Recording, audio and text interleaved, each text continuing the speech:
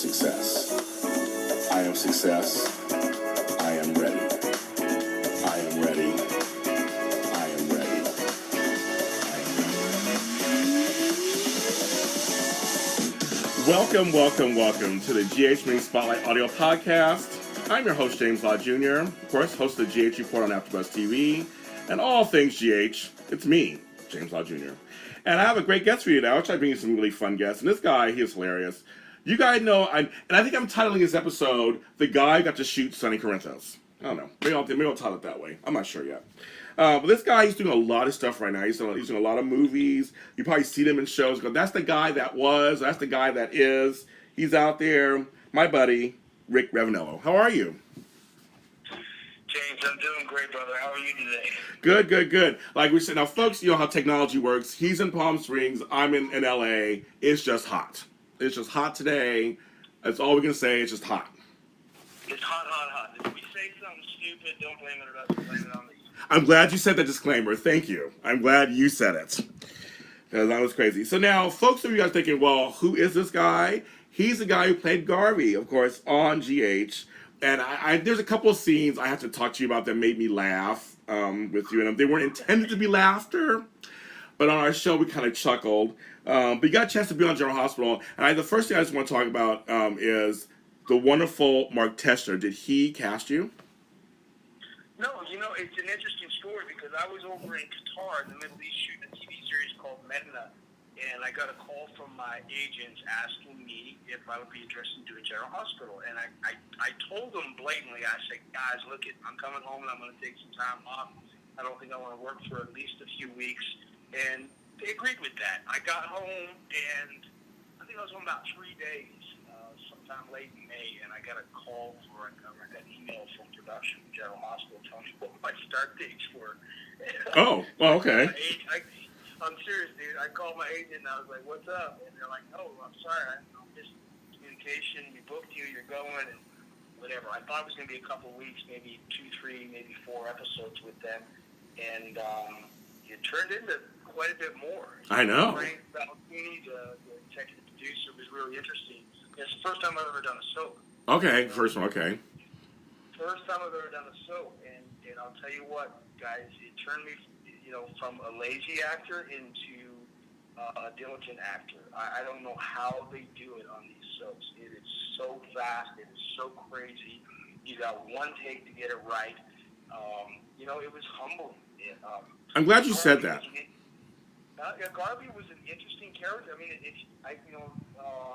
Mark Teshner and I talked about it, and he'd known me for years, and he said when the character came up, he said you're the first guy I thought about to play it because you play such a bad guy. Yes. But to be honest, when I got there, I really didn't know what to do with it. First I had to adjust to, the procedure of how it all works. Yes. Something that, if you're an actor and you've never done a soap, don't ever criticize it. I mean, that's some hard work, man. I mean, these guys, I don't know how they do it. I mean, we were shooting about 117, 120 pages a day. I'm sitting in my room all nervous and looking at my lines and thinking about what I have to do and thinking to myself, dude, when you get out there, if you screw it up, they're gonna be upset, And so I kind of just got to this little place where I went out and I just started doing my thing. And, I of course, met Maurice because I had to do most of my work with him. He turned out to be such an amazing individual. The gal playing Carly. Laura Wright. And the funny thing, James, the very first scene I had on the show was with Will DeVry. Oh, Will, yes. And I had no idea that Will DeVry, I knew he was doing soaps. I had no idea that he was this character, Julian, on the show. Yeah. But Will DeVry and I go back 20-plus years. Really? I mean, we were workout buddies. We were like friends. When Will moved to L.A., he stayed with me for a little while. Wow. Just to get sorted out, all this stuff. And I'm sitting there going, I can't believe this is actually happening. So, it was meant to be, and I had fun. And they let me do what I wanted to do. And, on the other side of it, though, you're running so fast. I mean, it's not a marathon when you do so. It's a sprint, man. It's hard work. It's hard work. I'm glad, and I'm really. And I don't like hard work. You said you were a lazy actor, and now it makes you work. I like that. No, I'm glad. No, I'm really glad you said though, because people talk mess about. I'm like a customer show mess about soaps, and it really is. The pacing is so demanding, and it's fast. And you're right. You get one take, maybe two, maybe, but not really. Mostly it's one take. You got to get it right. Next scene, next setup. I mean, it's just, there's no. I mean, and sometimes I know you don't even do blocking. Sometimes, as long as they kind so you can go over there, you go over there, and you got to do it. And that's it. You go out in the morning. You block it all out, and then they call you up, and you'll have one run at it, and it's basically just a blocking of it quickly, and then you shoot the scene. And I remember the first scene I did. Now I've been in film and television for over 20 years, and typically I always hear the word action. And I'm sitting there with Will DeVry, and we're sitting at the bar doing the first scenes we're doing, and I hear 5, 4, 3, 2, and I'm just looking around. Like, okay, where's one, and what's the countdown for? And then over the speaker, I hear the director, who happened to be Frank, during the first episode, he said, "Rick, you're supposed to start talking about you." I had no idea. So I think all the folks out there that criticize soap actors and I'll tell you what, they're probably some of the hardest working actors in Hollywood, to be quite honest. I agree. I mean, I've never criticized any actor. Because, I mean, you bring your craft to the table and you do what you do, but to see how they actually work and how it works, and me being, doing this for so long, it was an eye opener. And it was a good kick in the butt, and I'm glad I had it. It woke me up. You got a chance to work with some people that are pros at this. I mean, people like Becky Herbst, who plays Liz, and Kelly Monaco, and Maurice Bernard. And I mean, you get to work with some really top-notch people, and Will DeVry, of course, and all that. You get to work with somebody. So I'm like, I mean, luckily you were in good hands on some level, I guess. But also, like you said, you were a little nervous at first because like you really couldn't mess this up because we know they're ready, right? And I don't know if it was nerves, and I think after a while, you've been doing this so long, it's never really nerves that come into play. It's just you don't want to mess up. When you're a guest on any show. Oh yeah. You're a guest. Yes. You're a guest. I mean, it's their house. It's not your house. When Yeah. I walk into your house, James, I'm going to respect your house. It's True. That. So, I just didn't want to get it wrong with these folks. So I was constantly, present and trying to learn and figure out what they do. And boy, I'll tell you what. I mean, they're phenomenal. Yeah. Kelly was, present every time she walked out. The gal playing Liz. I mean, wow. Yes. We had to do some intense stuff together, and I do a lot of physical acting. Yes. And I have over the years, and my big thing was like, look, I don't want to hurt you. She's not a big gal, and she's like, yeah, I'm all right. I can handle it. I'm like, okay. They just make you feel at home because they know Yeah. you're coming in, you're a newbie, and you've never done this before, and they just let you go and do your thing. So what surprised me the most was there really wasn't great attraction to this character in the beginning, and social media is such a big part of what we do, and Yes. I like to get on there, and I never boast, and there's never an ego with me with my work. I mean, if I'm doing something wrong, I'm doing it wrong. I do what I do for the audience. Yeah. And, I get to read and listen to what the audience is saying and then respond to them. And to watch the turnaround for Garvey, I mean, there was some really cool, between Twitter and Instagram and Facebook, some really cool comments about, my having joined the show, and some people didn't want you to leave. And I was like, when they put those paddles on me on the last episode that I did, I turned to the gal playing the nurse and I said, better make sure that's plugged in. Yeah. Literally, I was done. I'm like, God, I'm spent. I just did a sprint for like however many weeks. And good luck. This is amazing. Thank you. I was very humbled by the way. Well, I'll tell you, the soap fans, when you're in, when they cradle you in, you're in with them, and that's what's the great thing about soap fans. I know that personally as a soap journalist and host, and so once you're in, you're in. If they want you, they like you, they will go for you and bat for you, and they will support you. They will. Yep. They're so good about that. And Frank was great about that, and the great thing about Frank I go to every show I do, every set I do. It's not about me; it's about the show. And I just want to do the right thing for them. I'd never kiss butt with anybody. It's just, you hired me for this, I'm going to do this. And, Frank and I was kind of funny because, he'd bust my butt. Like he'd get on me. And when I look at him, it literally just kind of give him that, like, dude, shut your mouth. Yeah. Frank's very hands-on. He's a very hands-on producer. Extremely hands-on. There's nothing wrong with that. Right. He's very passionate about the show. And when you work with passionate people, look, everybody's going to criticize everybody, whether you're an actor, a producer, a director, whatever. I mean, there's those out there that criticize. There's those out there that love what you do. When I got on that set, and between Maurice and everybody else, and then Frank, every director we had, I saw nothing but passion. And as an actor, you want to be around. You want to be around passion. I mean, that's what motivates you to go out and do the best you possibly can because they believe in you. They love that you're there. And you give them all you can. So the great thing about Frank is that we kind of he'd jump on me, I'd jump on him. I'd tell him, dude, get out of my face, whatever. It was just this kind of jovial, fun. Yeah. I love the guy. I respect what he's doing. He doesn't have an easy job. It's not an easy job. No, not at all. And, so if they call again tomorrow and say, hey, yo, you're coming back as a ghost, I'd be like, that ghost he doesn't exist. Now, we all know you'll be back on the screen. We'll be seeing Rick on the screen. If they called you back, you'll be right there, twin, whatever. You'll be back. You're right on there. Mm-hmm. It's hard work, but you had a good experience, though, so that's good. I had a great experience, James. But it was an eye-opener, and I made some really good friends. Will and I, of course, were friends prior, but that's great. I ran into Billy Miller. Oh yeah, Billy Miller. We just Billy's a great guy. He's a cowboy. He's like me. I mean, he's a good cat. Their friendships were made, and you move on. And Maurice he's a solid individual, and he's very passionate about what he does, and I really enjoy being around his energy. I don't know if you know this, on social media, when I was doing some hashtagging of you, there is a lot of love for you from your co-stars, from the many projects. I don't know if you know this, but there is, and I wanted to let you know that. And that told me a lot about you. And then, folks, before we came on the air and we were just talking, I could tell you're a down-home boy who's a lot of fun. You work hard. You like to laugh, have a good time. I can see why your co-stars liked you.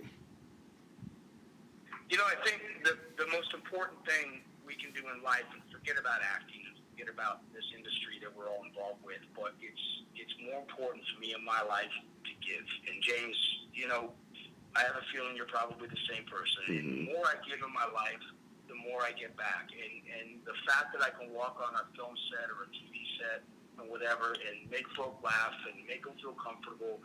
My whole career is based on people who gave to me. Yes. And yes. They planted that seed, and you get after 20 plus years of doing this, you become a teacher. Yes. And you take people under your wing as they did you, and you try to give them and help them, and tell them what's right and tell them what's wrong. Push them in the right direction. I mean, it's very important that we treat people right in our life and when we're on set, and you'll see the outcome. So respect is what I try to tell actors is the one thing that you want to gain most in your career. There's a lot of talented individuals out there in music and in acting that don't work.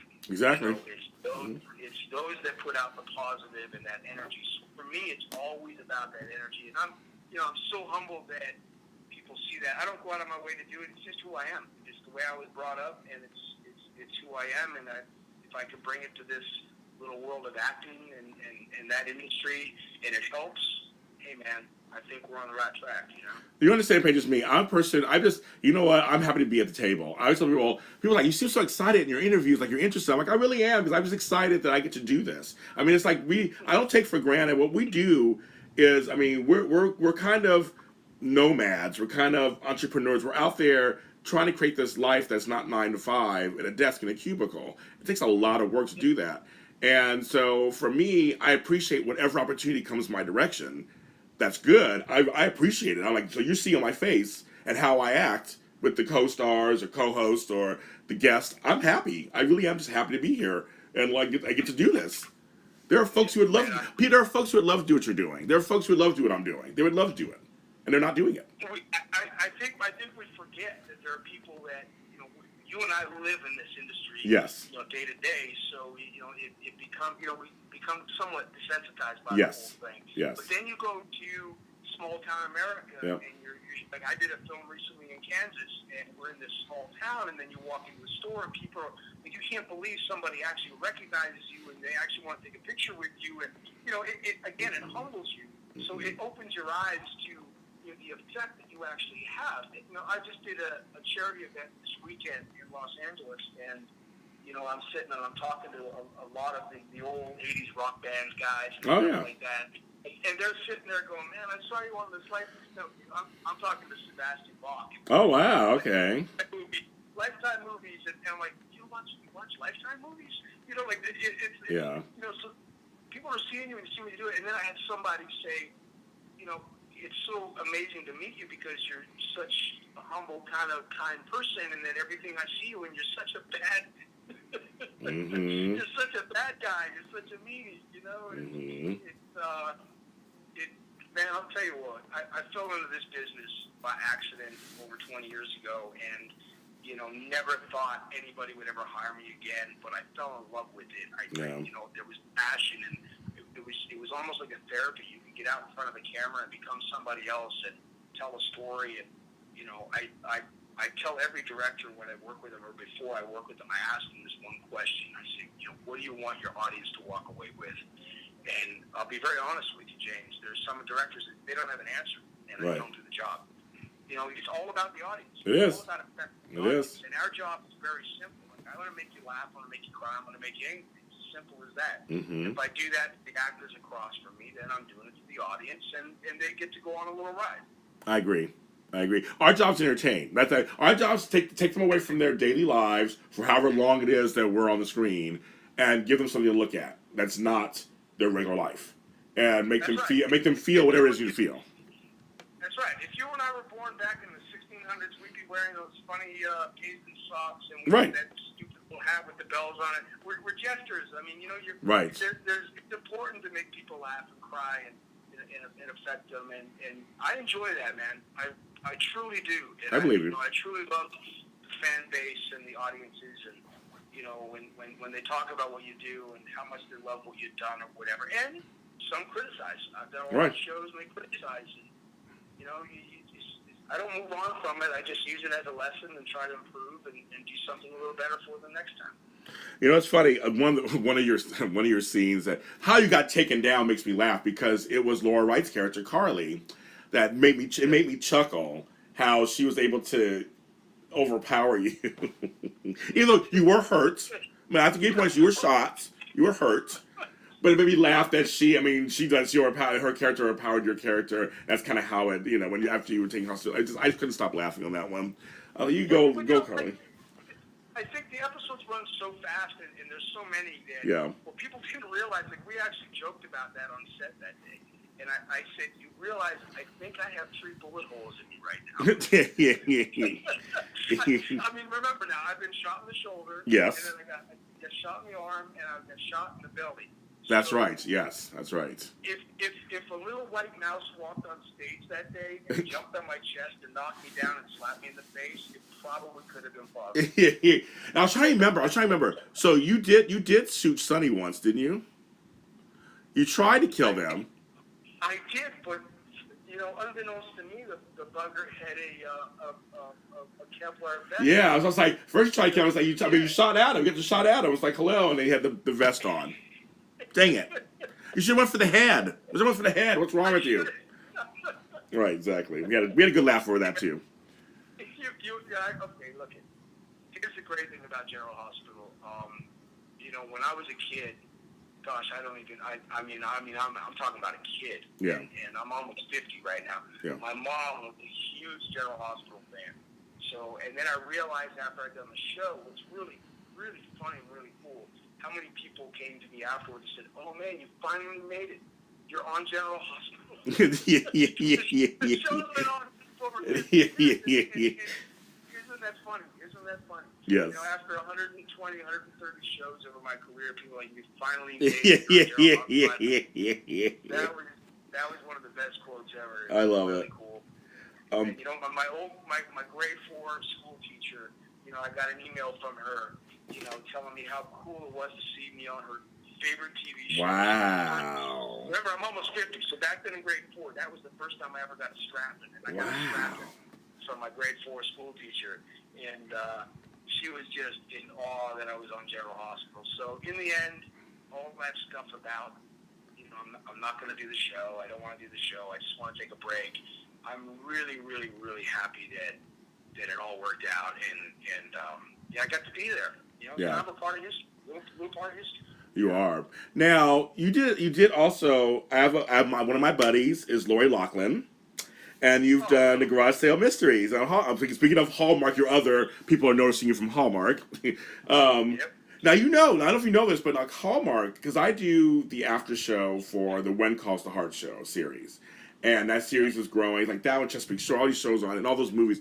The Hallmark Channel is the only channel in cable right now that's actually making amazing gains in audience. Like, they're getting tons of recognition for building social media around these shows. I mean, Hallmark Channel's doing it. I mean, they have, 60 movies coming out, you know, for Christmas. I mean, like, it's crazy talk. So when you were saying how you're getting recognized by, like, Sebastian Bach for Hallmark, everyone watches Hallmark now, it seems like. It's really crazy. Yep, you know what? It's not crazy. They're wholesome, you know, family-oriented. You know, middle America can, you know, associate with them. They're amazing movies, and you know, people say there's cliche in their movies. I've done a lot of Lifetime. I've done a lot of, you know, I've done this Hallmark stuff. Yeah. Talk about Lori Loughlin first off.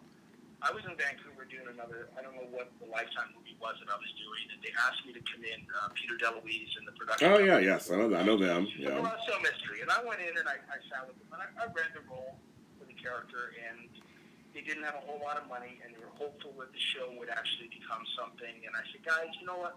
I'll do it. And we did it, and Lori was just phenomenal. I truly enjoyed it.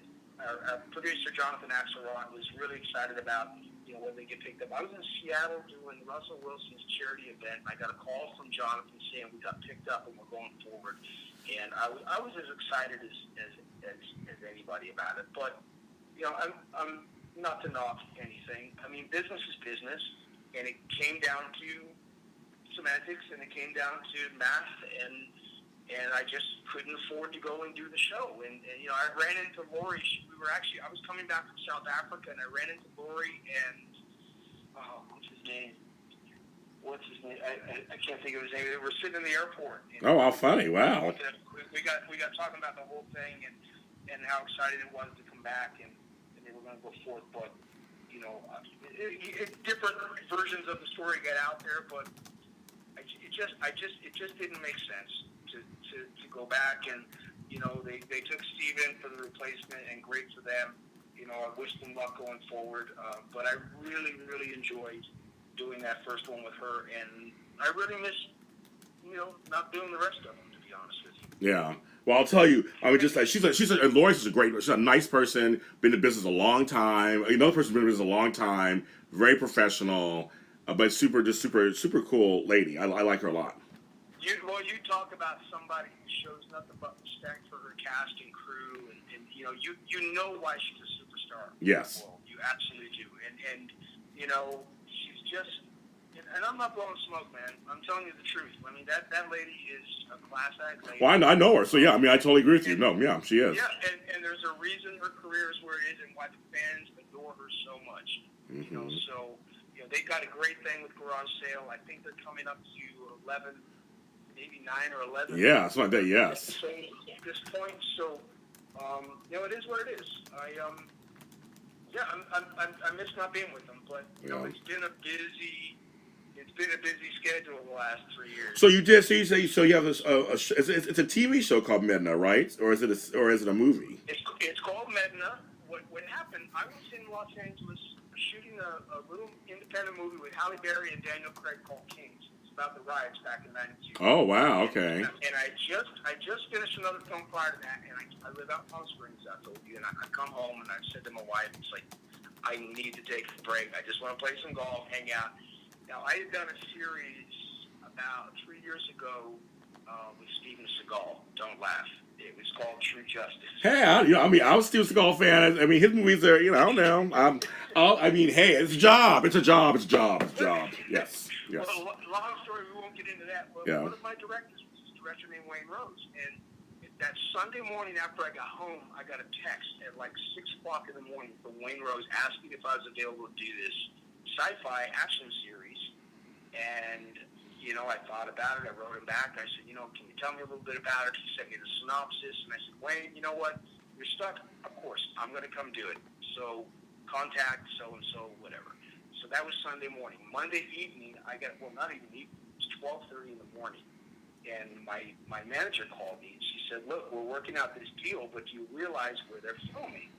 And I said, Wayne Rose, yeah, it's probably Vancouver, Canada, maybe a few weeks? And she said, no, it's in Qatar. You're leaving tomorrow, and you're going to be there for 3 months. Wow. I was like, no way. I got an extra day. I packed clothes that I hadn't worn since 15 years ago that didn't fit me. I mean, it was one of those scenarios. Yeah. So I get over there, and it's Eric Roberts and Natasha Henstridge and this amazing international cast. Wow. Some Americans, some Canadians. We've got Qataris. I mean, people from all over the world. And the premise of the show, it just blew me away. I couldn't quite comprehend how they were going to shoot this. And just really having read the script and really make it something that would work. And I'll tell you what, I got there and every single day was a chore. I mean, you busted your butt. Wow. I'm in the desert, and it was phenomenal. Eric Roberts is phenomenal to work with. Natasha Henstridge is one of the nicest gals Wow. I've ever wanted to meet. And the rest of the cast became a family, and so we bonded and we created this little thing. So we go to Comic-Con this year in San Diego, and we had over 4,000 people show up for the screening of the show, and we had such a great, response to it. So, now we're just waiting. It's kind of this little bidding war between networks and who wants to take it, but it's up to them as where it's going to go. And but we're already financed for the second season. I just talked to my producer this afternoon, and they start prep in October, and they take the cast, myself included, back in January, and we get into season 2. Wow. Well, what's so funny? I met Eric Roberts because at backstage at Dance with the Stars, I was we were all part of the VIP section or whatever, and behind the stage, it's very slim back there, and we're coming through, and I step on Sherry Shepherd's foot. And she goes, I go, oh, I'm sorry. And she goes, oh, that's okay, baby. I wasn't paying attention anyway. And she goes, it's fine. And then Eric Roberts is behind her, and he goes, hey, nice voice, man. I went, you have a nice voice. And he shook my hand, and then we kept on going. So I had to meet him for a second. He said I had a nice voice. That's my Eric Roberts. One of Eric's things. You should have taken a selfie with him. I know. Eric's got this thing. If you do a selfie with Eric, just before you take the picture, he'll cover your face and he'll tell you that it's the best picture he's ever taken. That's hilarious. Well, okay, if I run into him again, I'm going to do that. If I run into him again, I will definitely do that. You have to do that. That's hilarious. Look, that guy's been acting since I can't remember. Oh, yeah, hello, yeah. And the greatest thing, and like I said, I've been doing this so long, I've had such amazing experiences with those. Hey, Eric might want to kick me in the shins, but with those old timers, they've been around, they know how it works, and they know how to have fun. They know how to bring an energy to set, and when they show up, they're on point and they know their stuff. So it's you can't learn that in acting school. When you're around guys like that and gals like that, and Lori included, Lori Loughlin, you just sit back and you watch and you learn. Yeah, and it's funny because yesterday I interviewed Corbin Burnson and his wife, and Corbin's been around, for 100 years too, and he was so. I mean, I love folks who've been in business for a long time because usually they just get it. The interview was so like with you, it's just effortless. We're just talking. He's grateful. We're both two. Like I said again, I joke and say we're two old guys, but we're not really old. But it's just like we're like two guys who've been around a while. We're not millennials. We know what's going on. We talk kids. We talk whatever. It was just so. I love talking to people who've been in the business for a while because most of the time they seem to get it. They get it. Well, You're absolutely. They get it and they understand it. I remember when I did this little movie called Monty Walsh with Tom Selleck and the Carradine brothers and Bill Devane. Oh wow! And I walked on set one day and Tom asked me, he said, "Are you having fun?" And I said, "Yeah." He said, "Well, if you weren't, I'd ask you to go home." He said, "This is about having fun." And I mean, those guys showed up every day. Now listen, I have a Corbin Bernsen story. He wouldn't even remember this, but back when I started, I was in Vancouver, Canada, and I did one of those. I believe it was a movie of the week. Back then, they did a lot of movie of the week stuff. Yeah.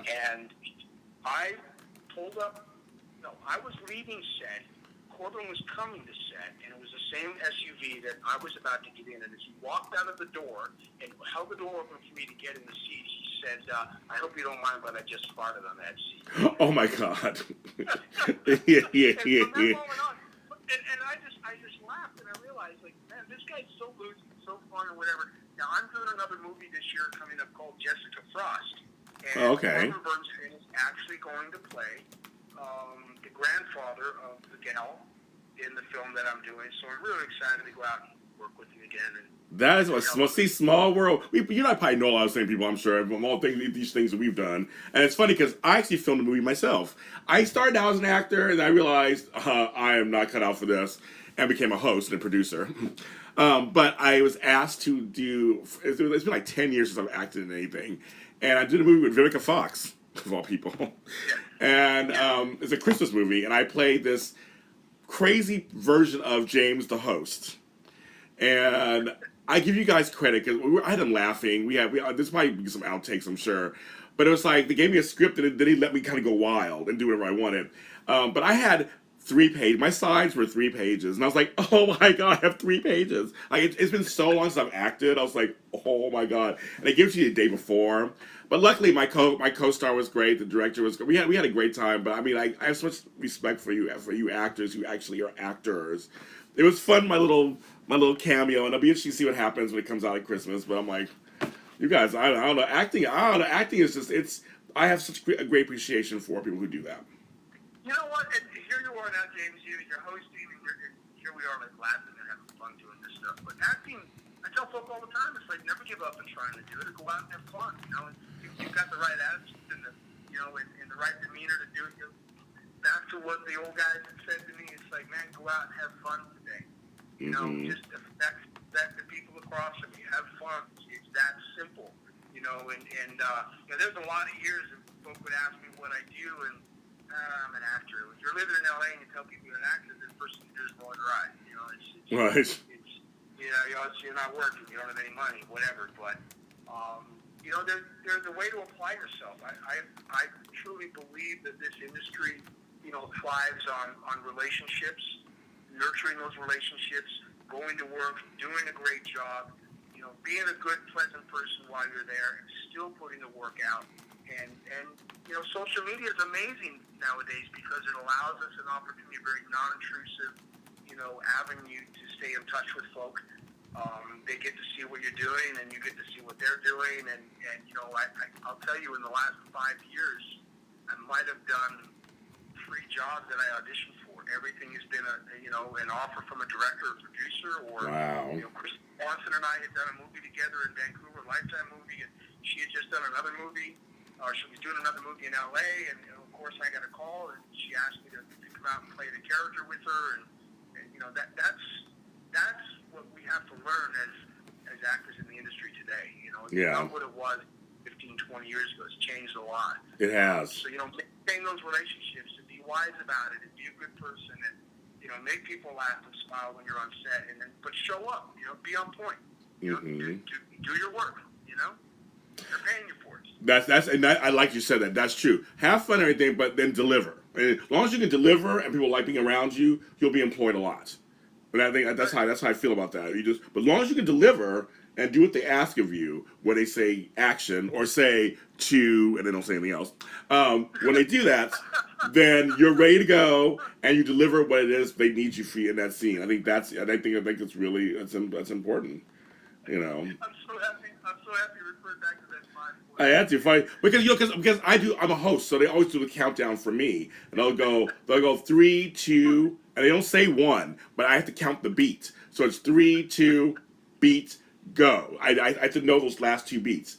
So they go, "Hi, I'm James Lott Jr." For and then I do my speech, and it's like my opening teaser or whatever. But yeah, I know what you mean. It's like 3, 2. Then they're like, "What's the rest of the numbers? Where are the rest of them? There's my numbers more here." Entire new world for me. I've been doing a lot of radio interviews lately. I have another one coming up down here in Palm Springs, and that's what it was. It was like that countdown, and I'm sitting there, and you'll get about 3 seconds of dead air because I'm completely lost. Yeah. I have no idea how you guys do what you do, but you know what? I'm grateful that you're there, and we get to draw the audience in and have these conversations. And people like them. People really do. Now all you have to do, you have to take up golf, and you have to tell me when you're coming to Palm Springs. I promise you, I won't lock the doors, and we'll go out and we'll play around at golf. Here's what's funny. I've never played golf in my entire life. I'd love to. I'd love to. I just have never done it. I've been to Palm Springs a million times in my past life for conventions and things, but I've never actually played golf. And I thought, hey, you could be on a caddy and get driven around, and try to hit a ball. I mean, it'd be kind of fun. I've never done it. Well, I got invited to a charity golf event maybe 15 years ago. It was California Police Youth Charities, and it was a golf event. I really wasn't a golfer, and I went. And I had so much fun, and it was so amazing to be a part of a charity. And it kind of really gave me something to hang on to with what I do with my, for my life, as a living. I really never found substance to what I was doing. What are you providing the world, that type of thing. And I started getting involved with these charity groups, and I just finished this weekend the Robbie Krieger from the Doors, Scotty Metcalf. Oh yeah. And I just did that this weekend for St. Jude's, the Children's Hospital. Wow.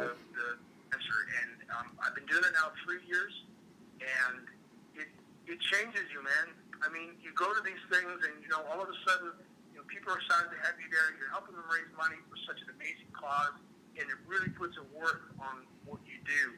I'm proud to say that I'm an actor, and people recognize you on TV because you can go now to these events and raise money for causes that truly make a difference. It really puts some substance to what I do for a living. It really did. You're the best, Rick. I mean, I seriously. Would you have a pool? I'll come down to Palm Springs to be in the pool. I don't know, and drink. I mean, that's what I want. That's what I want to do.